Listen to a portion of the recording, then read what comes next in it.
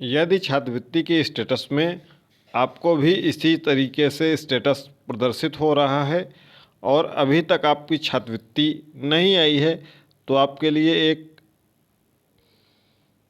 Update है जो कि इस वीडियो के माध्यम से आपको मिलने जा रही है। नमस्कार दोस्तों, आप सभी का स्वागत है आपके अपने YouTube चैनल प्रयागराज एजुकेशन पर।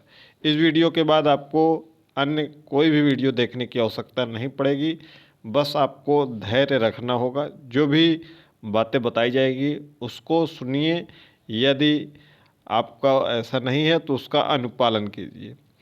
जैसा कि इस स्टेटस में आपको दिख रहा होगा, और 2025-26 में जिन्होंने भी आवेदन किया है, साथ ही साथ सत्र 2024-25 में जिन्होंने भी आवेदन किया है, उनका स्टेटस इसी तरीके से शो हो रहा है।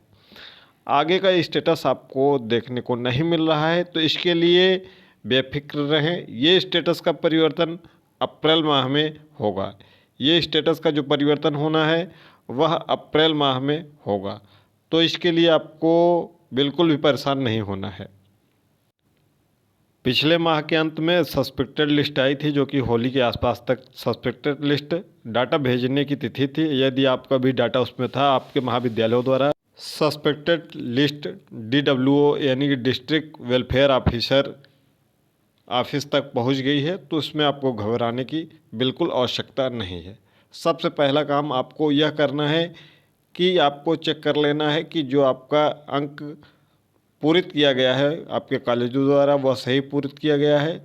दूसरा, आपको चेक कर लेना है कि आपकी अटेंडेंस जो भरी गई है स्टेटस में शो हो रहा है वह 75% के ऊपर होनी चाहिए। अगर आपकी स्टेटस 74% या 75% से कुछ भी कम हो तो आपकी छात्रवृत्ति बिल्कुल नहीं आएगी, इसलिए अभी आप उसको चेक कर लीजिए। दूसरा, आपके बैंक अकाउंट में यदि NPCI जिसको DBT कहते हैं लिंक नहीं है तो उसको सक्रिय करा लीजिए। बैंक खुले रहेंगे कल से, तो जाकर NPCI सक्रिय करवा लें। अगर हम इसको सिंपल भाषा में समझें तो आप कैसे इसको समझ सकते हैं। सिंपल तरीका है, बहुत सिंपल तरीका है कि अगर आपके बैंक अकाउंट में पैसा हो या ना हो, अगर आपके अकाउंट में कुछ पैसा है तो आप आधार जन सेवा केंद्र से जहाँ पैसा निकलता है वहाँ से जाकर आधार से फिंगर लगाकर अपना पैसा निकाल लीजिए। 500 रुपये या 200 रुपये या 1000 रुपये जो भी हो वह निकाल लीजिए। अगर पैसा नहीं है तो 500 रुपये घर से ले जाकर उसमें जमा कर दीजिए। इससे आपको पता चल जाएगा कि आपकी NPCI है या नहीं है।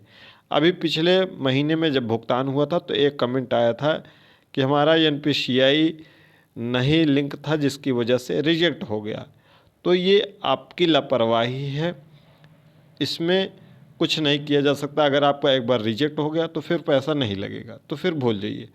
तो तुरंत जाकर कल बैंक में इसको चेक कर लीजिएगा। क्लियर? अगर बैंक से नहीं क्लियर हो पा रहा है तो आधार से लेन देन कर लीजिए, चाहे पैसा निकाल लीजिए या जमा कर दीजिए आधार के द्वारा, फिंगर जिसको बोलते हैं, फिंगर से। ठीक है। फिर दूसरा है, आपकी जो छात्रवृत्ति है एक बार आती है सामान्य वर्ग की, OBC की, अल्पसंख्यक वर्ग की, और जो SC ST की, अनुसूचित जाति या अनुसूचित जनजाति की है, इनकी छात्रवृत्ति 2 किस्तों में आती है। इनकी छात्रवृत्ति केंद्र सरकार द्वारा और राज्य सरकार द्वारा दी जाती है, तो 2 बार इनका प्रेषित होता है, और दूसरी बार यह जून महीने में दूसरी किस्त दी जाती है SC ST की केवल। बाकी सभी वर्ग की चाहे कम आए ज़्यादा आए, जो भी आएगी वह एक बार आएगी, एक बार से ज़्यादा नहीं आएगी। तो दूसरी किस्त SC ST की आएगी जून माह में। पहली किस्त अगर आपकी आ चुकी है तो आपको धैर्य रखना है।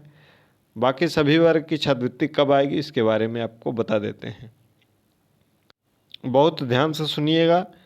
अगर आप 2024-25 में आवेदन किए थे, यानी कि अक्टूबर माह में, अभी जो अक्टूबर माह में DLED से संबंधित पाठ्यक्रम, कुछ कोर्सेज थे जो कि मेडिकल लाइन से संबंधित थे, ठीक है, डी फार्मा बी फार्मा संबंधित थे, जिन्होंने भी आवेदन किया था अक्टूबर माह में और अपने संबंधित शिक्षण संस्थान में अपना फॉर्म जमा किया है, उनका वितरण जो आधिकारिक नोटिस है उस नोटिस के अनुसार 16 मार्च से उनका वितरण किया जाना है।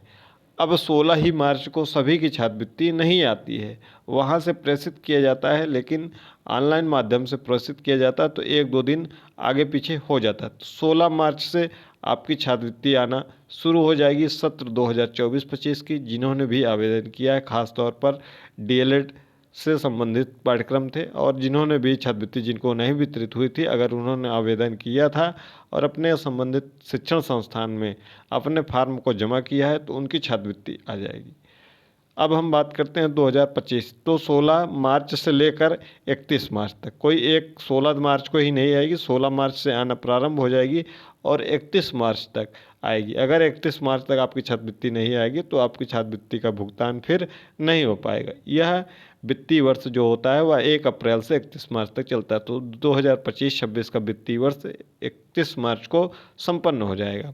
इसके बाद हम बात करते हैं 2025-26 में जिन्होंने भी आवेदन किया है उनकी छात्रवृत्ति 18 मार्च से भेजी जाना प्रस्तावित है और 18 मार्च से लेकर 31 मार्च के बीच में इसका भुगतान किया जाएगा। 18 मार्च, 19 मार्च, 20 मार्च, 21 मार्च, 22 मार्च, ये लगातार क्रमबद्ध तरीके से ये छात्रवृत्ति आती रहेगी। अगर आपके परसेंटेज अच्छे हैं, यानी कि 60%, 65%, तो छात्रवृत्ति आपकी पहले आएगी। अगर आपके परसेंटेज कम है तो आपकी छात्रवृत्ति बाद में आएगी। जितना बजट हो, बजट के हिसाब से मेरिट के अनुसार छात्रवृत्ति का वितरण किया जाता है। तो कुल मिलाकर कहें तो आपको सबसे पहले एनपीसीआई करवा लेना है अपने बैंक में, अगर नहीं है तो। अगर एनपीसीआई लिंक है तो कोई दिक्कत नहीं है। आपकी जो छात्रवृत्ति है वह 24-25 की 16 तारीख से 31 मार्च तक और 25-26 की 18 मार्च से 31 मार्च के बीच में आएगी। और अगर दोनों के लिए आप पात्र हैं तो दोनों छात्रवृत्तियाँ आपकी आएंगी। अगर आपने 2024-25 के लिए भी आवेदन किया है, 25-26 के लिए भी आवेदन किया है तो आपकी छात्रवृत्ति आएगी। और जिनकी छात्रवृत्ति आ चुकी है वह अब परेशान न हो, अब आपकी छात्रवृत्ति आ चुकी है तो आप अपनी पढ़ाई पर फोकस करें। तो जिनकी छात्रवृत्ति नहीं आई है कमेंट बॉक्स में बताइएगा। कोई अगर समस्या हो, अपनी जो भी डाउट हो छात्रवृत्ति से संबंधित, तो आप पूछ सकते हैं। साथ ही साथ टेलीग्राम चैनल या व्हाट्सएप चैनल से लिंक डिस्क्रिप्शन बॉक्स में, वहाँ से जुड़ सकते हैं। हर एक आपके कमेंट का रिप्लाई दिया जाएगा। जो भी आपके डाउट हैं पूछ सकते हैं। जितने भी डाउट हैं सब इस वीडियो के माध्यम से आपको बता दिया गया है। तो मिलते हैं अगली वीडियो में। चैनल को सब्सक्राइब करके नोटिफिकेशन ऑन कर लीजिए ताकि जैसे ही छात्रवृत्ति आना शुरू हो जाएगी आपको सूचना सबसे पहले इस चैनल के माध्यम से दे दी जाएगी।